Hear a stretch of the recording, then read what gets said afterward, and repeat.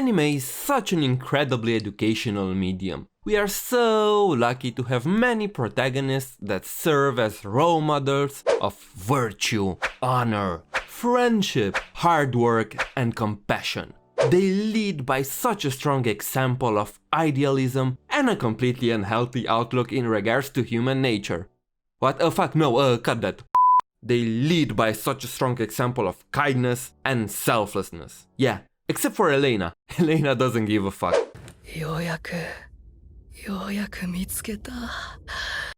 Fuck off! Welcome to class, I'm your drunk sensei, and today we are talking about why ELAINA did nothing wrong, and try to explain why she doesn't deserve all the hate she's getting.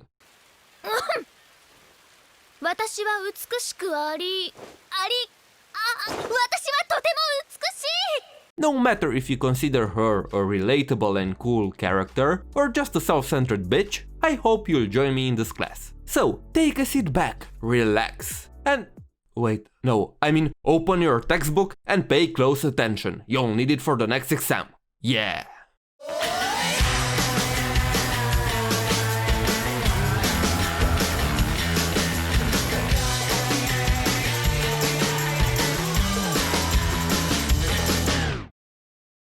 A lot of people would describe ELAINA to be what we call a morally grey character.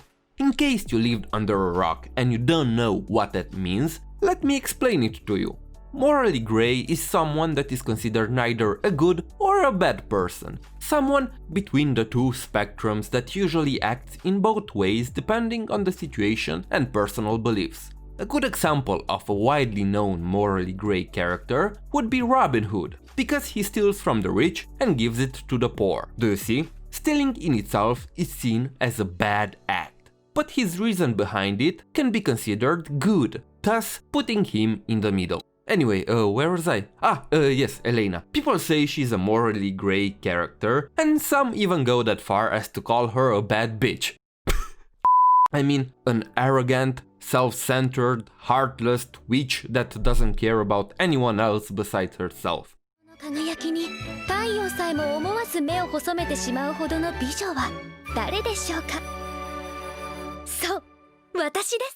Which is false from the get-go. If that's what you think, you didn't watch the show or dropped it after a few episodes. I wouldn't call her a morally grey character either, but that is debatable depending on how big do you consider the morally grey spectrum to be. I didn't see her doing anything that I would call evil or bad. Yeah, even if being a passive observer and a self-centered cocky witch can give off slightly douchey vibes, in my opinion, they fall into normally acceptable levels of morality.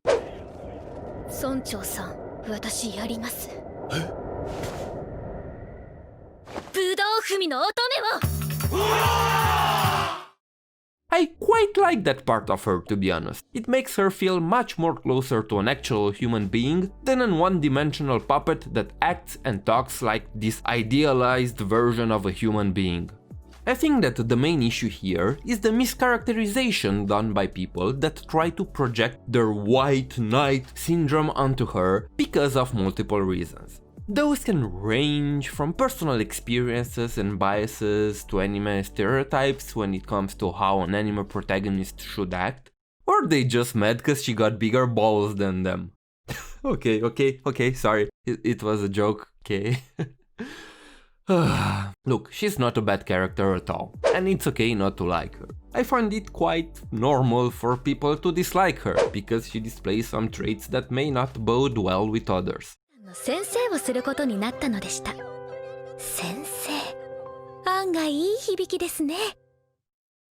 It's not my case though, but if you don't, that's okay. The problem is that people go to unnecessary lengths of hate and toxicity and call her a terrible human being and a bad character, or even worse, compare her to Hitler or Stalin. I'm not joking, I legit saw that on my Animalist review.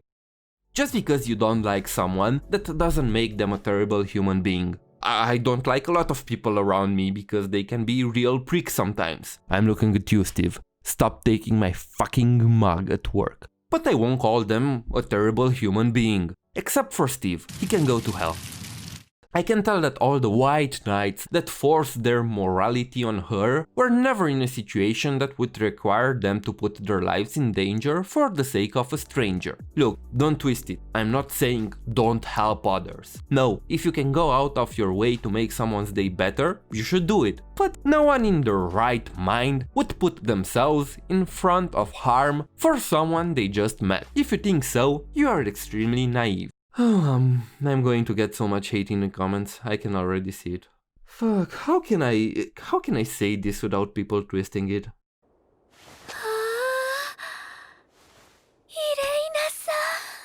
Let's take a closer look at the moments where people called out Elena for being a terrible human being and an evil bitch, witch. First, in episode 3, when the brother found her sister in the flower fields as she was eaten alive. It's simple, there was nothing she could do. If you take a closer look at the scene, you can see that the flower field already began to consume him. And even if she would intervene, there was nothing she could do for him. The harsh truth is that there was no salvation for him.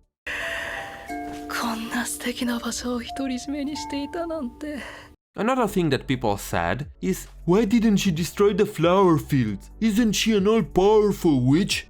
There is no guarantee that she could have destroyed the flower fields. We didn't even know if she was capable or how could it be done. Burn it? It doesn't guarantee anything. Plus, the people in the area were already aware of it and took measures to avoid the most casualties. Her intervention there didn't make any sense. If it could have been done that easily, some witch would have already done it.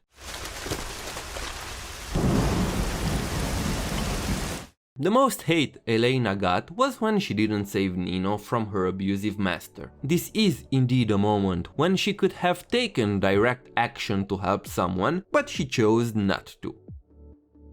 Why didn't she act? She indeed had enough context clues to determine the fact that he abused her. You can see that she was pissed and almost snapped at him, but that could have only worsened the situation.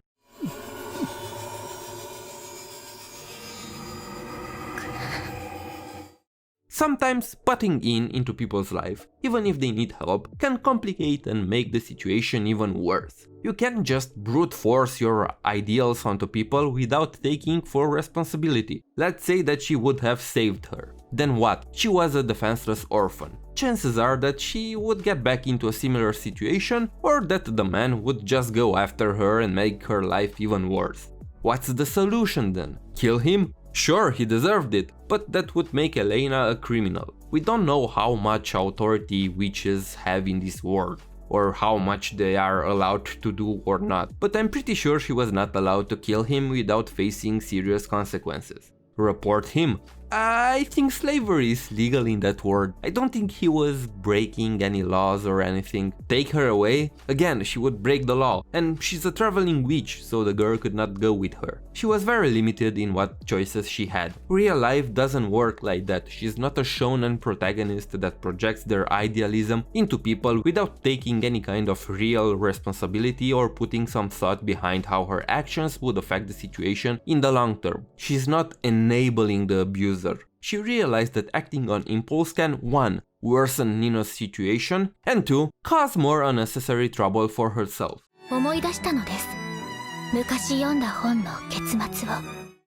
Then we have episode 4 with Princess Mirarose. People criticized her for not willing to help Mirarose even after she saved her from the cold and gave her food and shelter.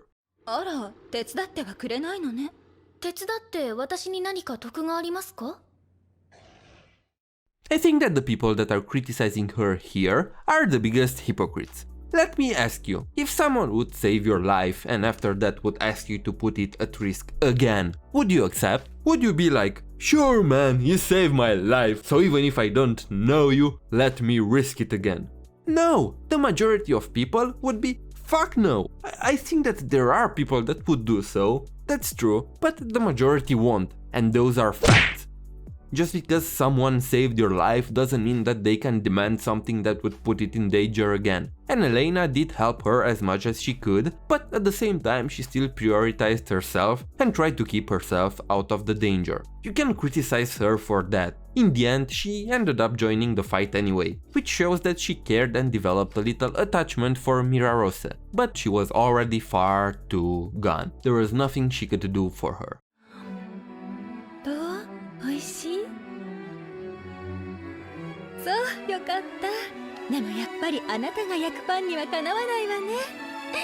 もっと食べる？ And lastly, we have episode 9.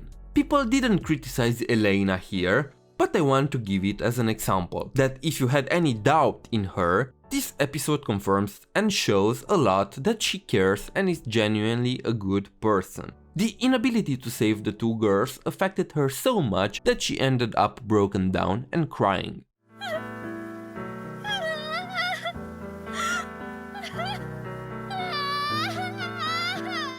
What people don't seem to realize is the fact that she is not a hero. This is not a shonen. She is a traveler that goes from country to country to observe different people and record what she sees. It's not her job to fix people's problems. As cruel as it may sound, if she would care for every unjust and sad story thrown in her way, she would go insane. Inevitably, if you are a traveler such as her, you will encounter many incredible things, but at the same time, many sad and unjust stories. She just doesn't put herself at risk unless it's worth it, and I don't see what's wrong with that. If you ask me, that's the logical and normal thing to do. I don't know, man. I think I made my point clear. Often I hear a lot of anime fans complain that every anime has the same stereotypical characters, and when they get something different, they behave like this. I lose faith in humanity with every new day. Anyway, if you like this class and want more anime related content, subscribe and give it a thumbs up. I promise you that I'm not an awful person. Sometimes. Thank you for watching and see you next time.